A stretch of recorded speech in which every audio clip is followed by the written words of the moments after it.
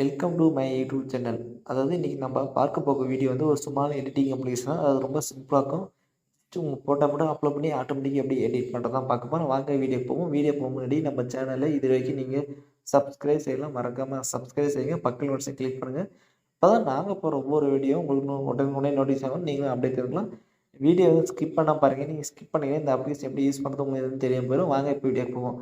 இதோட அப்ளிகேஷன் கீழே டிஸ்கிரிப்ஷனில் கொடுத்துட்டு ஜஸ்ட் கிளிக் பண்ணுங்கள், டவுன்லோட் பண்ணுங்கள், இன்ஸ்டால் பண்ணுங்கள், ஃபார்வர்ட் பண்ணுங்க.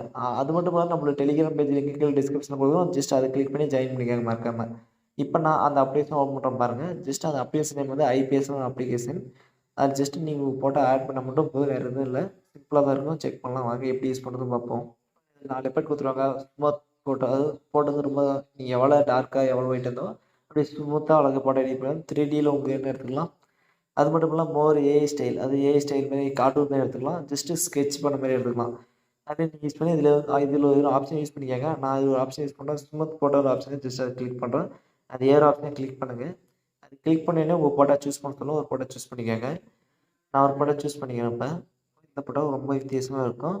அந்த ஃபோட்டோ நான் பாருங்கள். இப்போ பழைய ஃபோட்டோ காட்டுறோம். இப்போ பாருங்கள், நான் இது வந்து பழைய ஃபோட்டோ. இப்போது இது வந்து நியூ ஃபோட்டோ. ஓகேங்களா, ரொம்ப சூப்பராக இருக்குது. நீங்கள் மேலே டேட்டாவை சேவ் பண்ணிக்கலாம்.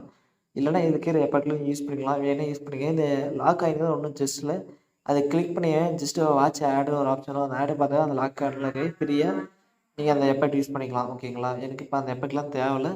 அதெல்லாம் இந்த எஃபெக்ட்டை யூஸ் பண்ணிக்க. ஜஸ்ட் மேலே சேவ் ஆப்ஷன் கிளிக் பண்ணி சேவ் பண்ணிக்கோங்க. ரொம்ப பாருங்க, இந்த ஃபோட்டோ வந்து சக்ஸஸ்ஃபுல்லாக சேவ் ஆயிடுச்சு.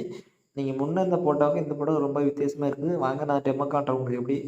அது பிஃபோர் ஆஃப்டர் ஃபோட்டோ உங்களுக்கு டெமோ காட்டுறேன். வாங்க இந்த ஃபோட்டோ வந்து எடிட் பண்ணுது. இந்த ஃபோட்டோ எடிட் பண்ணாத ஃபோட்டோ ரெண்டுத்துக்கும் பாருங்க, நல்லா வித்தியாசம், நல்லா ஹை குவாலிட்டியாக தெரியும். ரொம்ப அது ரொம்ப பெயிண்டிங் பண்ண மாதிரி நல்லா இருக்குது. சூப்பராக இருக்குது. ரெண்டு ஹை குவாலிட்டி ஓகே. இது வந்து பிஃபோர், அதாவது நம்ம எடிட் பண்ண முன்னாடி பார்த்த ஃபோட்டோ, இது எடிட் பண்ணி பின்னாடி பார்த்த ஃபோட்டோ. எல்லாருமே ஷேர் பண்ணுங்கள். இந்த அப்ளிகேஷன் ரொம்ப பேர் யூஸ்ஃபுல்லாக இருக்கும். இந்த ட்ரிக்லாம் யூஸ் பண்ணி சிம்பிளாக எடிட் பண்ணி நம்ம ஸ்டேட்டஸோ அல்லது டிபியோ செட் பண்ணிக்கலாம். தேங்க்யூ ஃபார் வாட்சிங்.